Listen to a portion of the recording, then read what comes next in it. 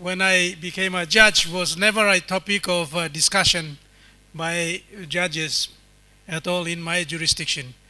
It was simply a matter of the Chief Justice assigning cases to me and telling me, this is your case list for the month, go and deal with them. And whether I finished that whole entire list or not, it was really not a matter of concern, because I would simply put in my written report to the Chief Justice and say, this is the cases I was able to deal with. These are the cases that I wasn't able to deal with for various whatever reasons. And so that was how case management was in the early 90s, and of course in the 80s. Case management was not really something that was driven by the judges at all. On many occasions, it was the lawyers who dictated to the judges which case was ready and which case was not ready. And therefore, you just went along, as a judge, you just went along with the tide as the lawyers dictated to you, and you would, as a judge, deal with those cases. And so that was my experience of case management right from the beginning, after being a lawyer, and then later on becoming a judge.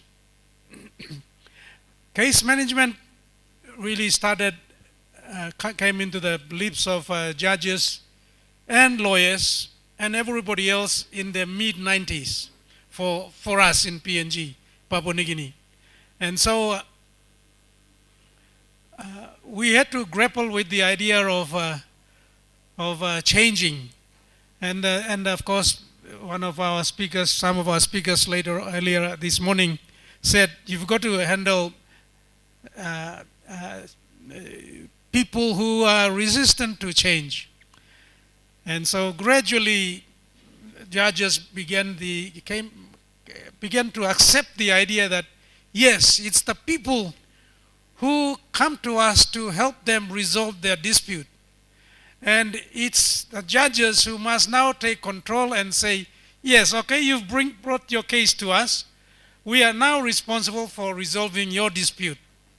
And so we went about getting the idea to the lawyers and to the parties, litigants, telling them that, okay, you can't dictate to us anymore of what you want in relation to disposition of your matter.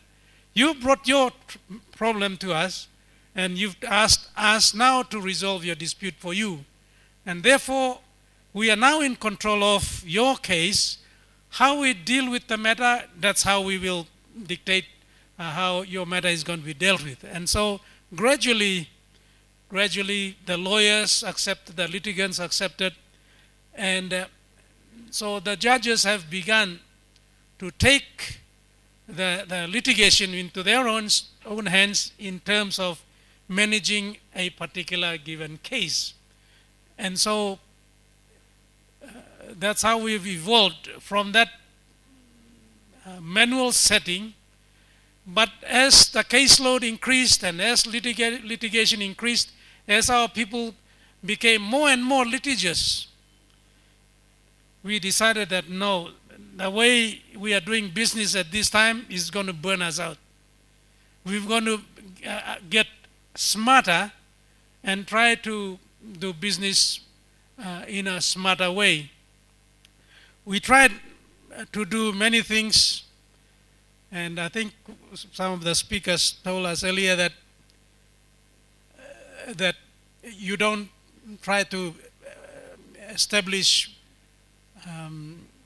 one system or a number of systems, standalone systems, if you're going to be with IECMS. Okay, that's what we did without a knowledge of ICMS before. We tried doing that. We established a number of databases. I think we established 4 or 5 such databases to help us in our case management systems. We created a sentencing database, and then we also created a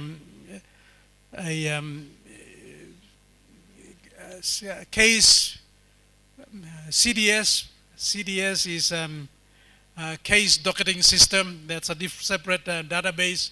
And then we established other databases which we thought would help us manage our cases properly. And yes, indeed, those databases that we established helped us somewhat to get our systems, to get our cases managed in that way.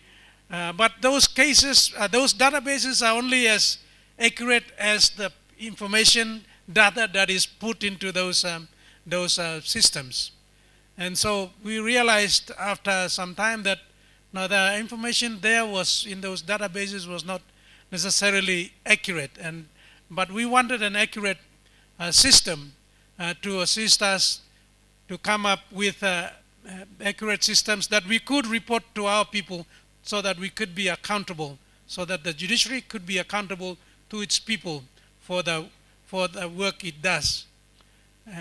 We were creating those databases which were, as I said earlier, they were helpful, but not as accurate as we had wanted them to be. And not only that, we had issues also with capacities, capabilities of our staff, and so those became problematic at some stage. And not only that, and I think one of the issues of security concerns which you raised earlier this morning was, whilst we talked about security of our systems, we also encountered security of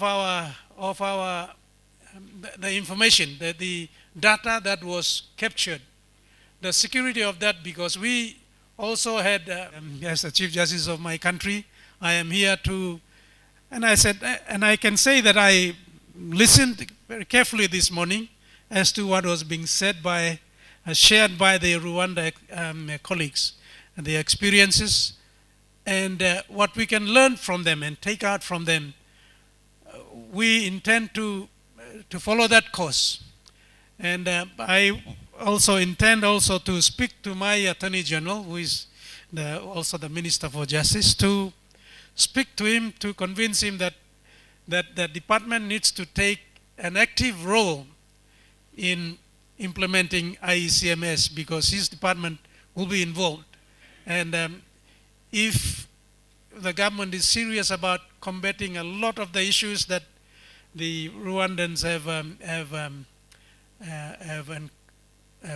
encountered before and their experience now, if all governments talk about getting rid of corruption, all governments talk about providing access to justice to their people, all governments talk about this and that they would promise, and they would promise and say they would do this and do that, but not every government is able to deliver on those promises. And so one way to convince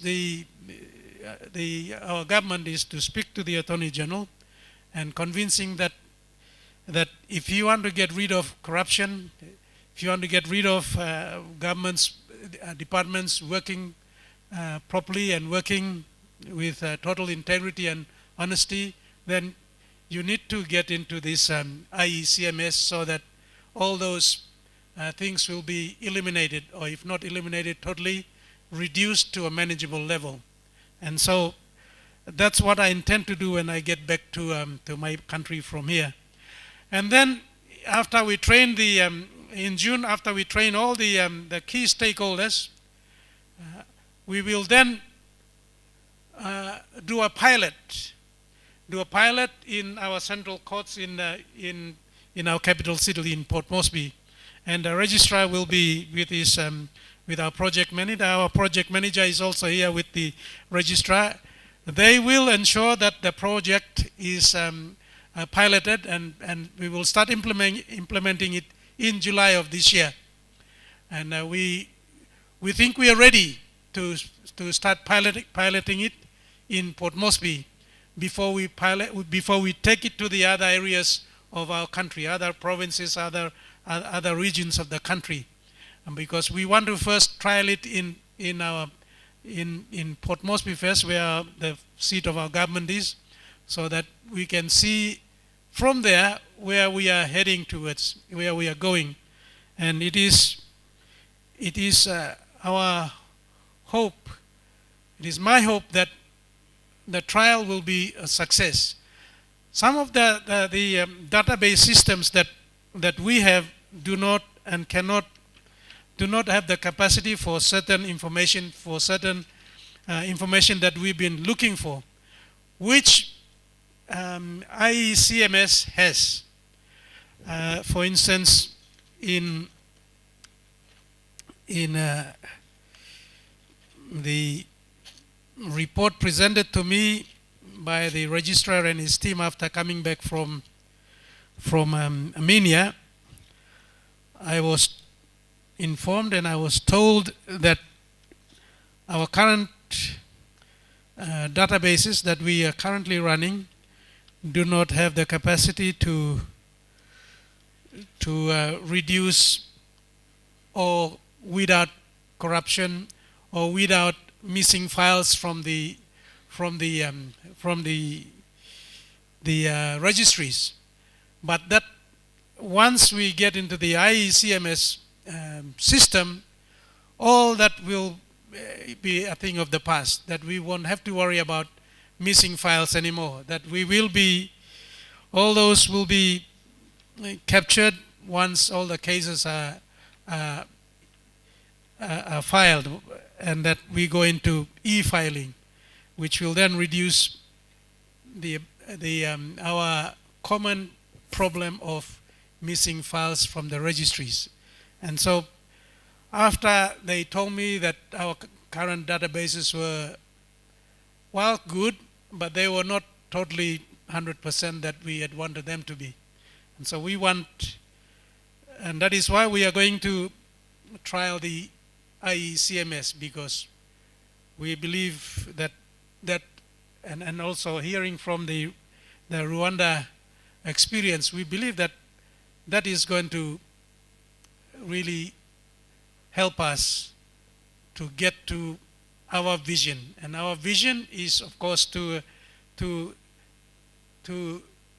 provide justice that is accessible to our people and to maintain the rule of law in our country. We also realize that case management is a nation-building tool as well. And if used properly, utilized properly, it will help the economy of our country very much, because people want to come and invest in a country that, when they have issues with the parties in country, that they can easily go and have their cases disposed of as soon as possible. And we believe IECMS has that capacity to take us to that level, where we will be able to have the matters filed quickly. The investors will be able to file their matters quickly and then have their matters resolved quickly as well, and therefore giving them the confidence that they can come and invest their money in our country. So that's what every government in any country is looking for. We all want international investors to come and invest in our various countries. But if they find that if they have issues in relation to case resolutions in our various countries, and if they find that our disputes will not be resolved as soon as possible, then they will have second thoughts about coming to our country to spend their money. And so we think that the IECMS will assist us to have a credit rating of our country shoot up in the same level as Rwanda has. And so we look forward to implementing IECMS in our jurisdiction in July, and we think it is going to work with appropriate training to our stakeholders, to our users, And to all the potential litigants, we think we can achieve the results that we want. We know, we realize that there will be resistance to change, but I'm keen on getting my jurisdiction to adopt IECMS as a tool to go forward. Thank you very much.